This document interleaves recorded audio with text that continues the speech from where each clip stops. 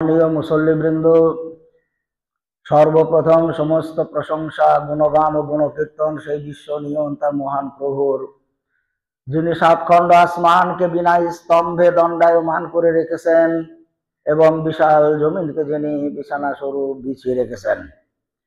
তারপরে পরে আকায় নামদার তাজদারি মদিনা মুহাম্মদুর রাসূলুল্লাহ সাল্লাল্লাহু আলাইহি ওয়াসাল্লাম পর হাজার হাজার দরুদ ও শান্তির সুধা বর্ষিত হোক। আমিন, আল্লাহুম্মা আমিন।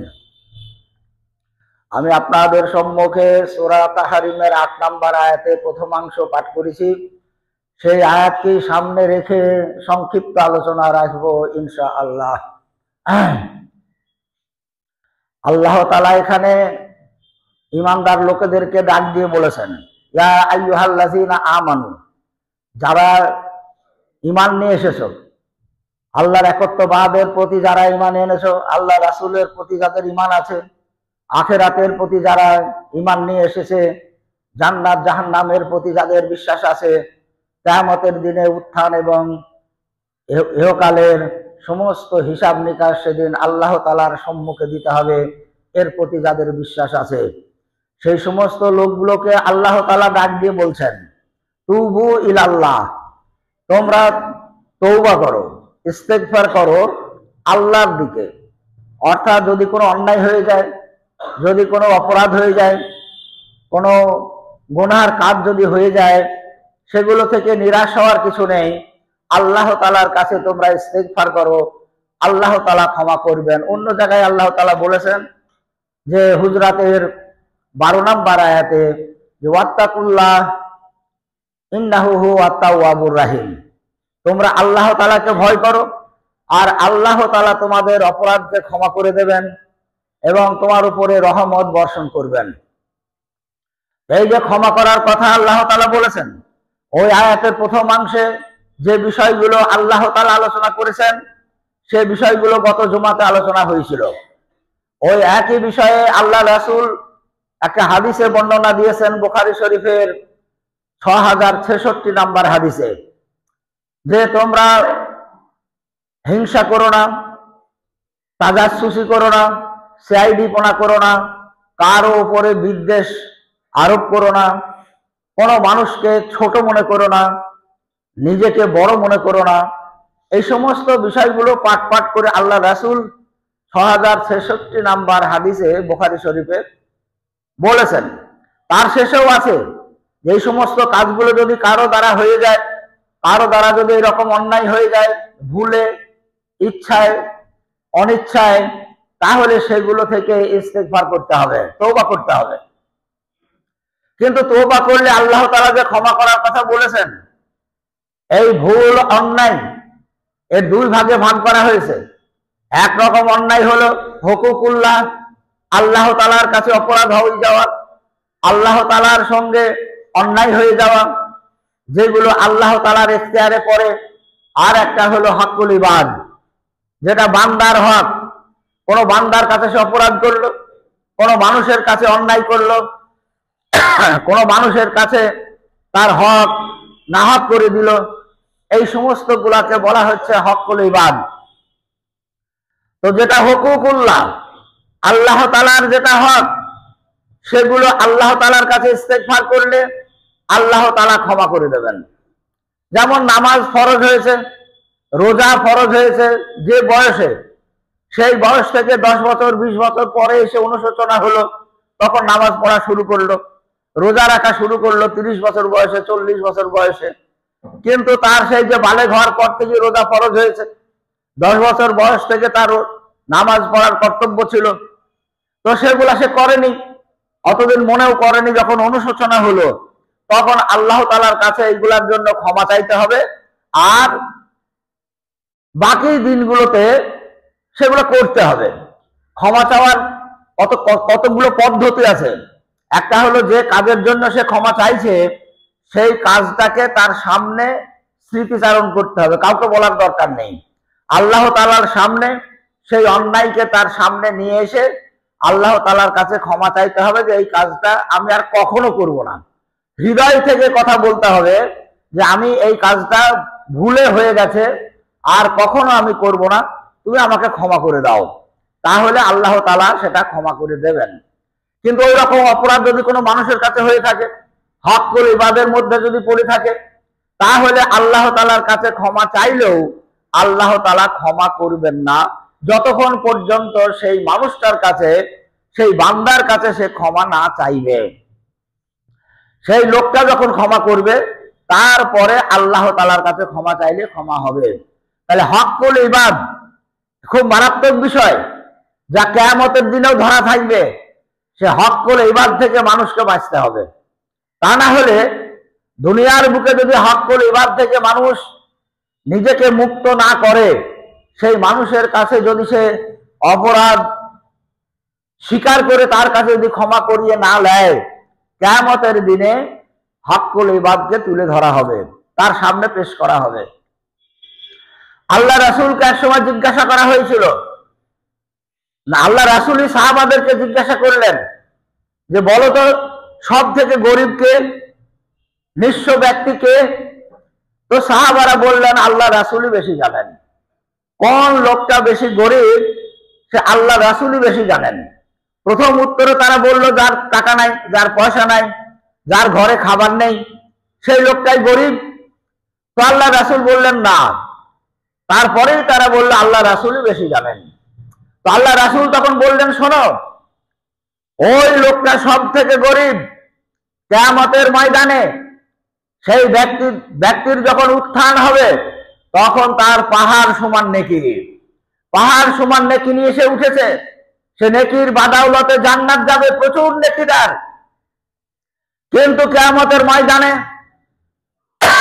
নেকি পাহাড় নিয়ে দাঁড়িয়ে থাকতে থাকতে দেখা যাচ্ছে তার এক একটা করে পাওনাদার আসছে।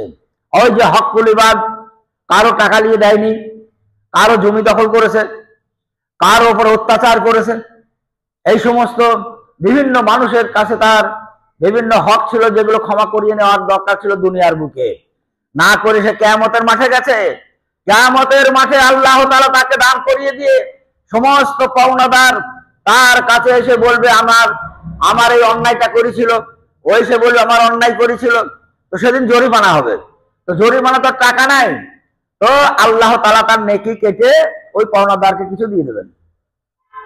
আবার একজন এসে যখন বলবেন, তখন তার সেই নেকি কেটে তাকে আবার দিয়ে দেবেন। এইভাবে দিতে দিতে দেখা যাবে তার পাহাড় সমান নেকি তার সম্পূর্ণ শেষ হয়ে যাবে হক্কুল ইবাদ পরিশোধ করতে করতে। তারপরে আর নেকি নাই, তাও তার পাওনাদার আছে, তখন সেই পাওনাদারদের পাপগুলোকে তার উপরে চাপাবে। এইবার দেখা যাবে শেষ পর্যন্ত একটা লোক পাহাড় সমান নেকি নিয়ে উঠেছিল কিয়ামতের ময়দানে, কিন্তু যখন কিয়ামতের ফয়সালা শুরু হচ্ছে, তখন তার সমস্ত নেকি শেষ হয়ে সে পাহাড় সমান পাপ নিয়ে দাঁড়িয়ে আছে। জাহান্নাম তার জন্য অনিবার্য। তার কারণ হলো এই দুনিয়া থেকে সে যে অন্যায় করে গেছে, বিভিন্ন মানুষের কাছে যে অপরাধ করেছে, সেই অপরাধগুলোই হলো হক্কুল ইবাদ, যেগুলো সেই মানুষের কাছ থেকে তাকে ক্ষমা করাইতে হবে। আর তার কাছে কোনো মানুষের কাছে গেল না, মানুষটা জানতেই পারলো না, আল্লাহর কাছে খুব ইস্তেগফার করছে, দোয়া করছে, তওবা করছে, ক্ষমা হবে না। তাহলে তওবা করার ব্যাপারটা আল্লাহ তাআলা যেটা বলেছেন ইন্নাহু হুয়া তাওয়াবুর রাহিম, সেটা হলো হুকুকুল্লাহ, আল্লাহর যেটা হক সেটা অন্যায় হলে আল্লাহ তাআলা ক্ষমা করে দেবেন। তাহলে হুকুকুল ইবাদ সম্পর্কে মানুষকে সদা সর্বদাই সতর্ক থাকতে হবে। দুনিয়ার বুকে কোনো রকমে কাটিয়ে কুটিয়ে মরে গেল, দেখা গেল সে বেঁচে গেল না, কিয়ামতের ময়দানে তাকে দাঁড় করানো হবে তার সব নেকি নিয়ে, আর সমস্ত পাওনাদারকে তার সামনে হাজির করা হবে। তাহলে সেদিন কোনো রাস্তা নাই। সেই দিন থেকে বাঁচার জন্য মানুষকে এই দুনিয়ার বুকে কোনো মানুষের সঙ্গে যদি অন্যায় হয়ে থাকে, কোনো মানুষের সঙ্গে যদি খারাপ আচরণ হয়ে থাকে, কোনো মানুষের হক যদি নিজে নাহক করা হয়ে থাকে, সেগুলোকে ক্ষমা চাইতে হবে। ক্ষমা চাওয়ার মানে এই নয় যে ভুলটা হয়েছে তা সংশোধন করে ক্ষমা চাইতে হবে। দেখা গেল কোনো ব্যক্তি তার বাপের কাছ থেকে বোনদেরকে ফাঁকি দিয়ে জমিগুলা লিখে নিল, বোনদের অংশ আর থাকলো না, বোনরা নাহক হয়ে গেল। এখন সেই ব্যক্তি যদি বোনদের কাছে ক্ষমা চায়, বাবা আমি খুব অন্যায় হয়ে গেছে, আমাকে ক্ষমা করো, সে ক্ষমা হবে না, সেটা ক্ষমা চাওয়া নয়। ক্ষমা চাইতে গেলে তার যেটা ভুল সেটা আগে সংশোধন করতে হবে। তার মানে জমিগুলো আগে ফেরত দাও, দিয়ে যে ভুলটা করেছিলে সেটার জন্য ক্ষমা চাও।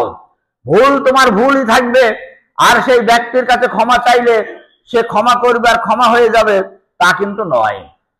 সেই জন্য ভুল সংশোধন করতে হবে, ভুল আর সেই রকম ভবিষ্যতে করব না এ প্রতিশ্রুতিবদ্ধ হতে হবে আন্তরিকভাবে।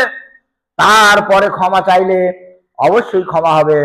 আল্লাহ তাআলা অন্য জায়গায় বলেছেন, লা তাকনাতু মির রাহমাতিল্লাহ, তোমরা আমার রহমত থেকে নিরাশ হও না। তার মানে অনেকেই ভাবতে পারে অজান্তে আমি সারা জীবন যা অন্যায় করেছি, যে পাপ করেছি, আল্লাহ তাআলা হয়তো আমাকে পাপ ক্ষমা করবে না। তাই আল্লাহ তাআলা বলছেন না পাহাড় সমান তোমার পাপ হয়ে যাক। আল্লাহ তাআলার কাছে যদি ক্ষমা চাও আল্লাহ ক্ষমা করবেন, কিন্তু ক্ষমা করার পদ্ধতি ওটাই যে আমি আর জীবনে এইগুলা করব না, আর যেগুলা হয়ে গেছে সেগুলা আমার ভুল হয়ে গেছে, আল্লাহ তুমি আমাকে ক্ষমা করে দাও। এই রকম ভাবে ক্ষমা চাইতে হবে।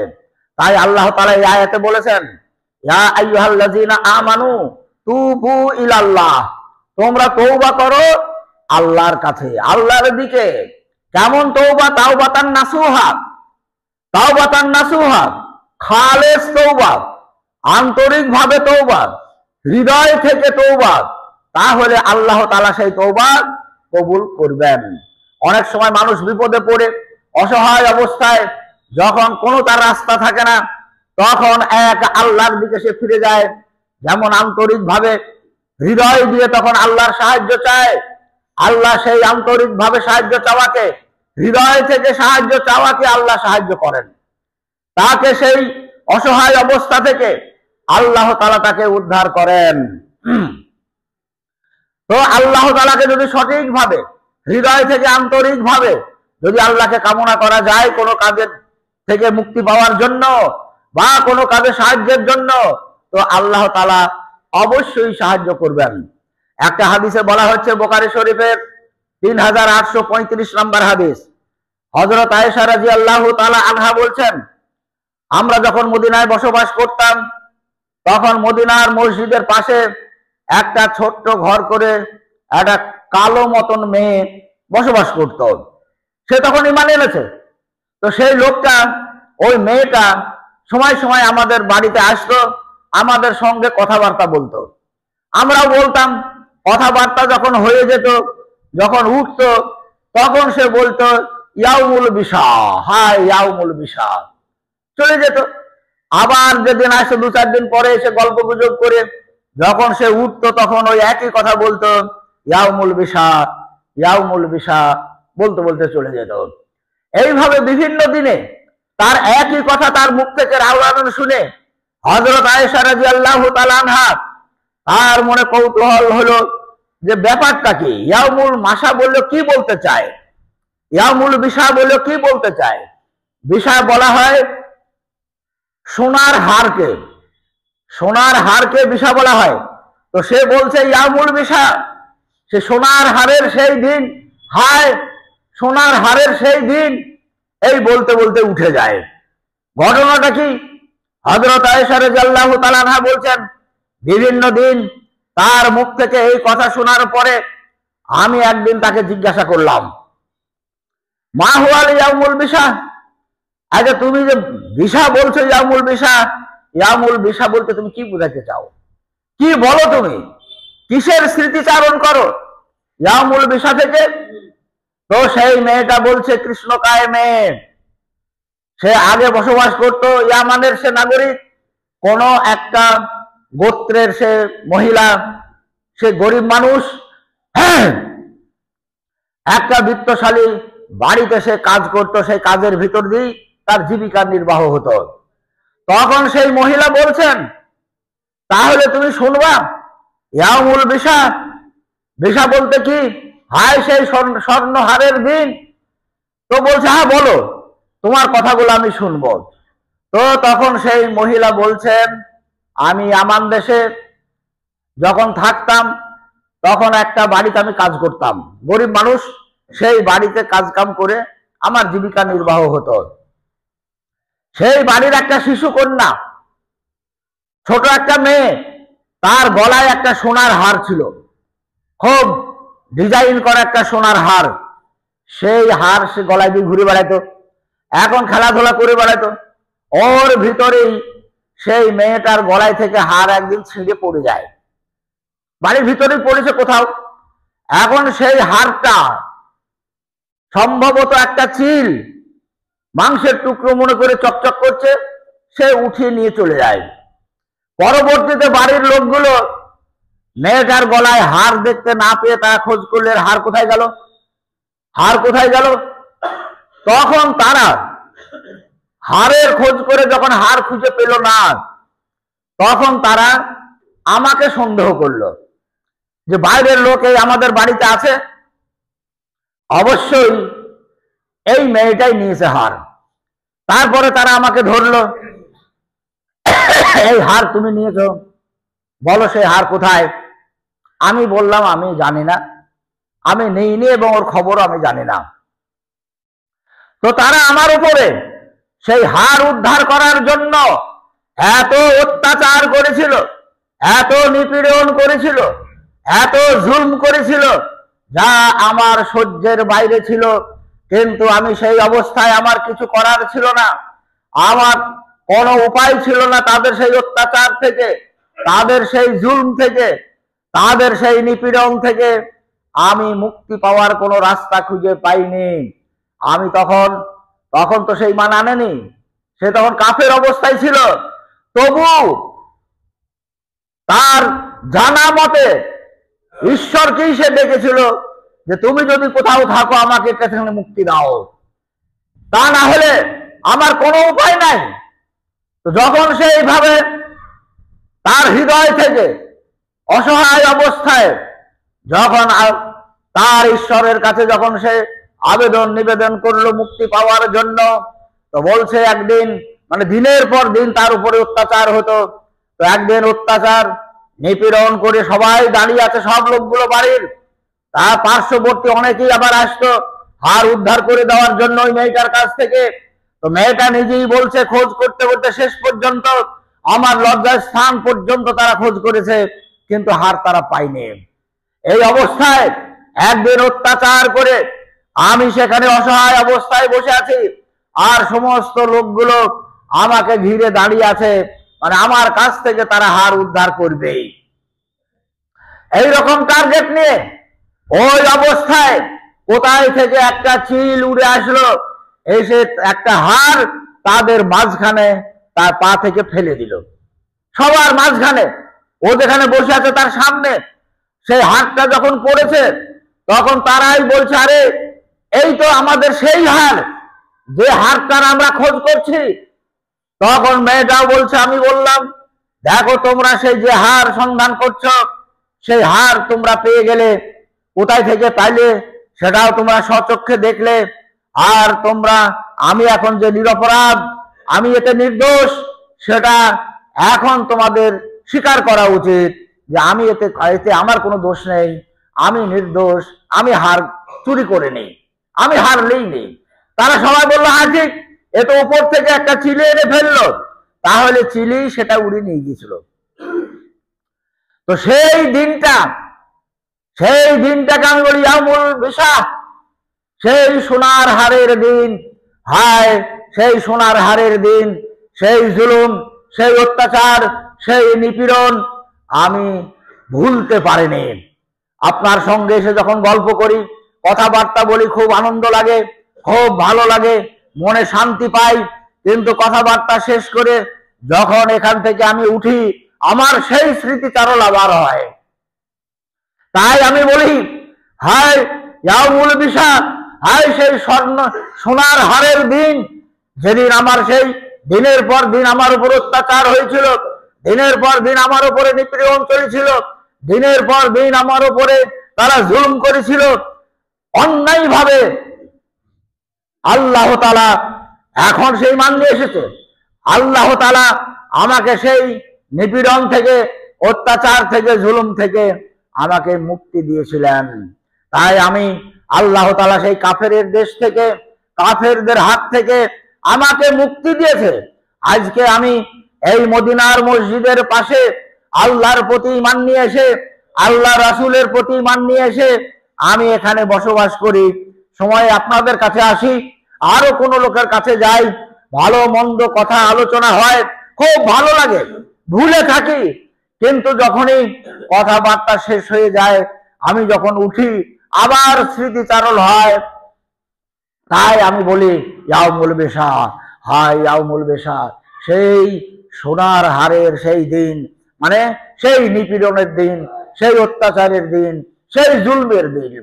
সেই সঙ্গে সঙ্গে আরো স্মরণ করি, আল্লাহ তুমি সেখান থেকে আমাকে মুক্তি দিয়েছিলে, তুমি যদি আমাকে উদ্ধার না করতে তাহলে আমার উদ্ধার হওয়ার কোন রাস্তা থাকতো না। এটাই মানানোর পরের কথা।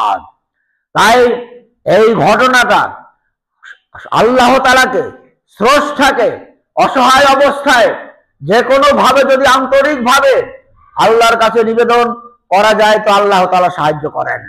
সে বিপদ থেকে মুক্তি পাওয়ার জন্য বা কোনো কাজে সাহায্যের জন্য আল্লাহ তাআলা সাহায্য অবশ্যই করবেন। এই ঘটনাটা বুখারী শরীফের 3835 নম্বর হাদিসে বর্ণনা করা হয়েছে। তো যাই হোক, তওবা করার ব্যাপারেও তাই, আল্লাহ তাআলার কাছে হৃদয় থেকে তার অন্যায় অপরাধ যা করেছে সেগুলোকে আল্লাহর কাছে তুলে ধরে যদি সে ক্ষমা চায়, আল্লাহ কখনো আমি আর করব না, যা করা হয়ে গেছে ভুল হয়ে গেছে, তুমি আমাকে ক্ষমা করে দাও, বাকি জীবনটা ওই সমস্ত পাপ অন্যায় থেকে আমাকে মুক্ত জীবন করার জন্য তুমি আমাকে সাহায্য করো। তো আল্লাহ তাআলা তার সেই অপরাধ, তার গুনাহ অবশ্যই আল্লাহ ক্ষমা করবেন। আর বাকি জীবনে যদি তার তওবা হৃদয় থেকে হয়ে থাকে তাহলে আল্লাহ তাআলা সাহায্য করবেন যাতে ওই রকম পাপে সে আর লিপ্ত না হয়। ওই জন্য কোন কাজের ইস্তেগফার থেকে, বিশেষ করে হকুল ইবাদ থেকে সতর্ক থেকে, হুকুকুল্লাহর ব্যাপারে আল্লাহ তাআলার কাছে তওবা ইস্তেগফার করলে আল্লাহ তাআলা অবশ্যই ক্ষমা করবেন এবং যেভাবে সাহায্য চাওয়া হবে আল্লাহ তাআলা সেইভাবেই তাকে সাহায্য করবেন চলাফেরার পথে।